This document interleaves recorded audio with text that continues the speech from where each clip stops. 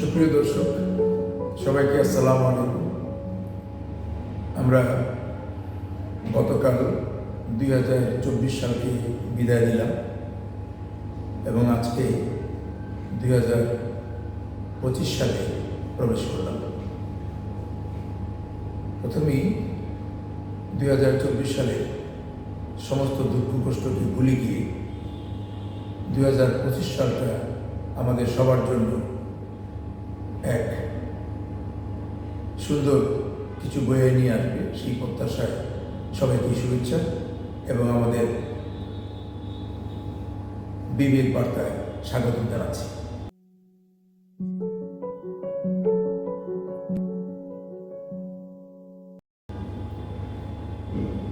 এখন আমরা 2024 সালে কি কি পেয়েছি এবং যাকে অবলম্বন করে আমরা 2025 সালে ভালো থাকব বলে আশা করছি, এই নিয়ে একটা তুলনামূলক বিশ্লেষণ করতে চাই।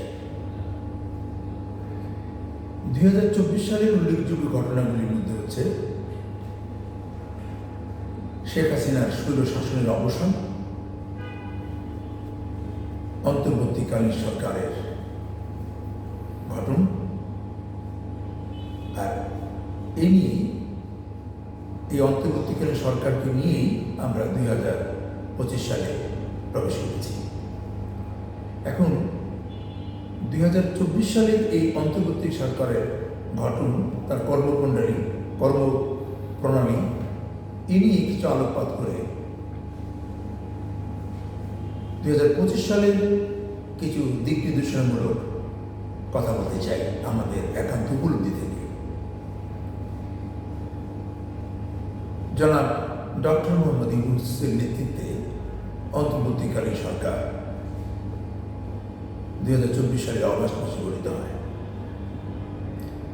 2024 সালের 5ই অগাস্ট ছাত্র জনতার গণ-অভ্যুত্থানের মধ্য দিয়ে স্বৈর শাসকের অবসান ঘটে এবং আন্তর্জাতিক খ্যাতিসম্পন্ন বাংলাদেশের সমস্ত মানুষের গর্ব, আশা, আকাঙ্ক্ষার প্রতীক ডক্টর মোহাম্মদ ইউনূসের নেতৃত্বে আমরা একটা অন্তর্বর্তীকালীন সরকার পাই।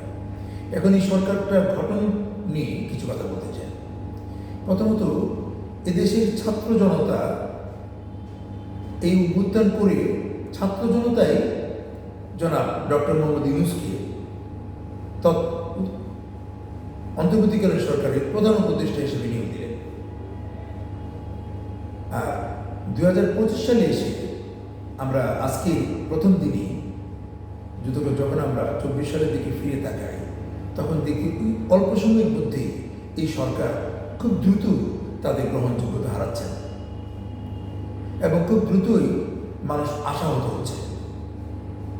এটা কেন হচ্ছে সেটাই একটু বর্ণনা করতে চাই। প্রথমত হলো, আমাদের যে প্রধান উপদেষ্টা, উনি নোবেল বিজয়ী, আন্তর্জাতিকভাবে উনি অসম্ভব গ্রহণযোগ্য ব্যক্তি, আমাদের গর্ব।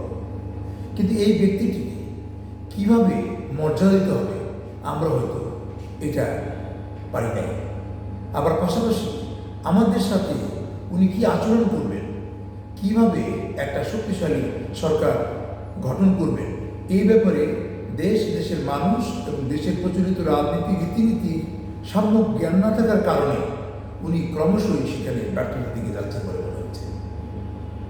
প্রথমত, তরুণদেরকে নিয়ে উনি এইটা পরিষদ গঠন করলেন।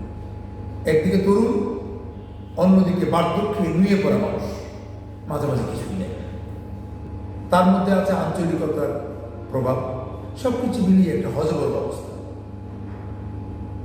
এখন আমরা এই মর্মে একটা উদ্ধৃতি দিতে চাই, যখন কোনো দ্রব্য বিক্রি হয়, পণ্য বিক্রি হয়, তখন এটা যে মোড়কের মধ্যে ঢুকানো হয়, এই মোড়কটাও সেই পণ্যের দামে বিক্রি হয়। যেমন যদি জিলিপি বিক্রি করে কোনো ঠোঙ্গার মধ্যে, তাহলে ওই কাগজটাও জিলিপির দামে বিক্রি হয়। যদি সেটার মধ্যে ছানা মিষ্টি বিক্রি হয়, তাহলে ওইটাও ছানা মিষ্টির দামে বিক্রি হয়। আবার যখন কেউ এটার মধ্যে ছাই বিক্রি করে, তখন সেটা ছাইয়ের দামে বিক্রি হয়। এখন প্রশ্ন হলো, মোড়কের দাম পণ্য বহন করার বা দ্রব্য বহন করার কারণে ওঠানামা করে। দামি পণ্য, দামি দ্রব্য এটা ভরার ফলে দাম বাড়ে, আর কম দামা জিনিস যদি এটার মধ্যে ভরা হয় তাহলে তার দাম কমে যায়।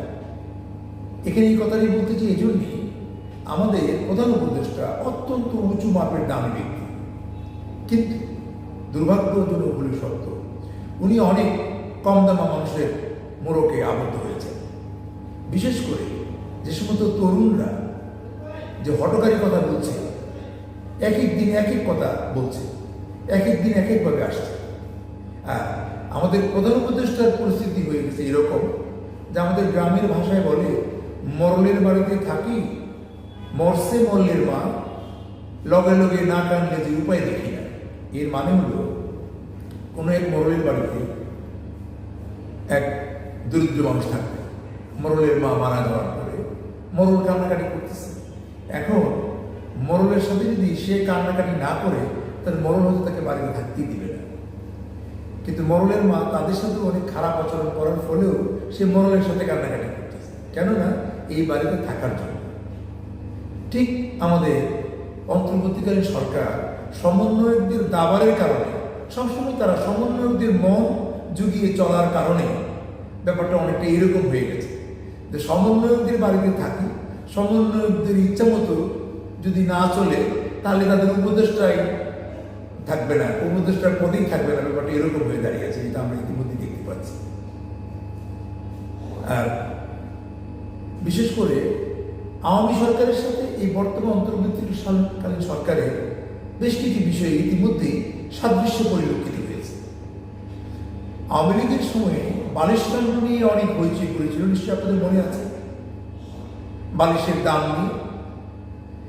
তাহলে ওই বালিশ কেলেঙ্কারি ইদানিং এসে আসিফ মোহাম্মদ সজীব ভুঁইয়া, যাকে 3টি মন্ত্রণালয়ে গুরুত্বপূর্ণ মন্ত্রণালয় দেওয়া হয়েছে, উনি হেলিকপ্টার কেলেঙ্কারি, কম্বল কেলেঙ্কারি, অর্থাৎ 3 লাখ টাকার কম্বল বিতরণ করতে গিয়ে 30 লক্ষ টাকার হেলিকপ্টারের খরচ করেছেন। তাহলে আচ্ছা বলেন তো দর্শক, বিগত ফ্যাসিস্ট সরকারের সাথে তার পার্থক্য থাকলো কোথায়? আর এটা সিনেমার একটা ফাটাকেস্টের মতো এই চলাফেরা, এই যে নিজেকে প্রদর্শন করা, তার সমন্বয়করা আহত, তার সহযোদ্ধা যেখানে হাসপাতালে কাতরাচ্ছে, পুনর্বাসনের জন্য চিৎকার করছে, দেশের মানুষ নির্বাচন করে চিৎকার করছে, এই সমস্ত গুরুত্বপূর্ণ বিষয়কে ফেলে রেখে তারা এই ধরনের নিজেকে প্রদর্শন করার যে নগ্ন প্রতিযোগিতায় এরা লিপ্ত হয়েছে। তাহলে বিগত সরকার আর বর্তমান সরকারের মধ্যে আসলে কোনো পার্থক্য থাকলো? আমরা বড় হতাশ হচ্ছি, আমরা এর অবসান চাই। এবং বিশেষ করে বর্তমান অন্তর্বর্তীকালীন সরকারকে বলবো, আমাদের অত্যন্ত শ্রদ্ধাভাজন ব্যক্তি ডক্টর মোহাম্মদ ইউনূস, আপনার শেষ রক্ষা করার জন্য আপনাকে অবশ্যই কঠিন পদক্ষেপ নিতে হবে। দেশের সমস্ত মানুষের ভাষা বুঝতে হবে। ছাত্ররা আপনাকে বসিয়েছে, এটা মাথা থেকে ছেড়ে ফেলে দিতে হবে। ছাত্র জনতা কথাটা আপনি বাদ দিয়ে দিলে হবে না। এর সাথে ছাত্র ছিল অত্যন্ত সংখ্যালঘু, জনতা ছিল বেশি, সর্বস্তরের মানুষ এই আন্দোলনে অংশগ্রহণ করেছিল। দেখেন না এখন তারা ক্রমশই আস্তে আস্তে ছোট হয়ে আসতেছে। এগুলো থেকে শিক্ষা নিতে হবে। কাজে মিলিতভাবে অনুরোধ, আমরা 2025 সালে কোনো বৈষম্য দেখতে চাই না।